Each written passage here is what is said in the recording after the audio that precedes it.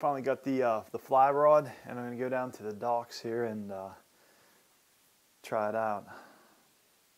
I know I'm missing something. We'll figure it out. I'm trying to hurry up here. A storm front just came through, and there's, now what the heck is this? No, it's always something. The next few days, what the heck is going on with this thing? I have not a clue what I'm doing with this. So the backing is 20 pounds, 100 yards of backing. Tippet here, this is a 3X, 8.2 pounds. It's an 8-weight weighted forward floating line. I wanted something that would sink, to sink fast. It's like some type of tippet. I never used it before. I have no idea what to expect with this. One thing is, this dang tippet is super long. God, there's probably like 15 feet on here. And I am snagged already. This is definitely a lot different. I had one take after it. It was coming up after it, but no takers. I had some really good activity over here, so definitely need a lot of practice on this though. And I think it'd be a lot of fun. The hard part is I got such a long tippet and leader. All right, well, one thing's for sure, I learned a lot. And the big thing is I can't cast this thing worth a darn. So it's pretty much what I expected though. Just a little different, gonna have to get that down. Always case your pole. I've broken my fair share. Here's another thing, tab. I'm sure there's other things out there, but this thing's pretty cool to me. Fold the line on it, put the little trout tab on there, snug it up. All right, so if you're not aware where I left off last time is I had the 8-weight rod. I'm looking for a rod that I can go bass fishing with.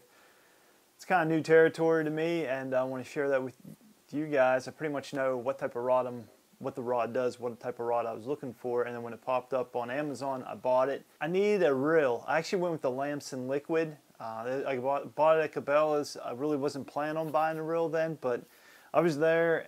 They had some floating line that was, I don't know what that was, but they had some floating line on sale, so I bought that. Wasn't the ideal setup I was thinking I would need, but as the price was right, so I went and I purchased everything. It was between the Lamson and the Behemoth.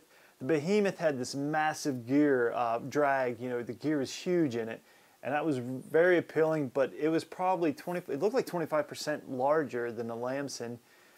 And so I ended up going with the Lamsons. It's a smaller drag, but I think it's going to be okay regardless. And with a 100-foot backing, I was hoping to go with 100 yards in backing, 20 pounds. I was hoping to go for like 150 yards, but I tell you what, if you know, you get something that's going to run, I think the line I got, I got a floating weighted forward line. And it was 85 yards, I believe, and it doesn't say.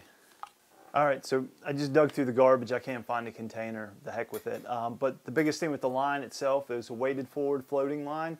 I wanted a sinking line, but whatever the yardage it was, I don't know. I don't care really. It was on sale, so I got that. And the biggest thing of all, the weight of that line matched the rod. 8-weight line, 8-weight rod.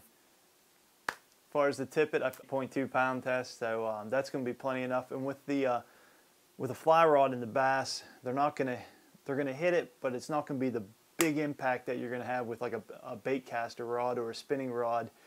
There's going to be some flex in the line, so you don't have to go with the heavier poundage that you would with like a bait caster. But there's one thing that was very interesting that the guy, he was actually pretty knowledgeable, and I'm going to actually take one of his fly tying classes. It was a fast sinking poly lead.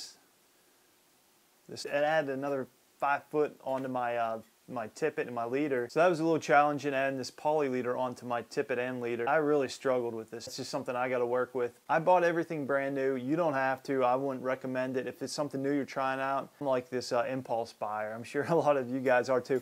But I'll just go see it, I'll buy it, I'll get it. I don't care, come hell or high water, you know, I'm getting, just like anything else, you know, once you know you're going to have failures, then it's not an issue when you do fail, because you know that's expected. You just don't want to do it too many times. Bass fishing, it's new to me. I'm part of a fishing group at the church, and those guys really know what they're doing.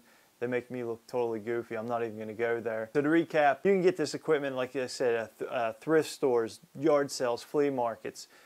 The neighbor down the road or something, he may be selling some equipment. And my whole setup on this is probably close to $300, way more than I wanted to spend on it. You want to make sure the reel matches the rod. You're going to need your backing. Your backing, you want a heavier type poundage. I got 20 pounds, 100 yards. I like to go 150, but I tell you what, if something runs 150, if something runs 100 yards, and I got other issues going on. So I got the weighted forward floating line, 8-weight line, 8-weight rod, got it. Tippet, that's I think it's a 3X 8.2 pound leader. I got like a 10-foot leader, probably about like I said 8-10 pounds.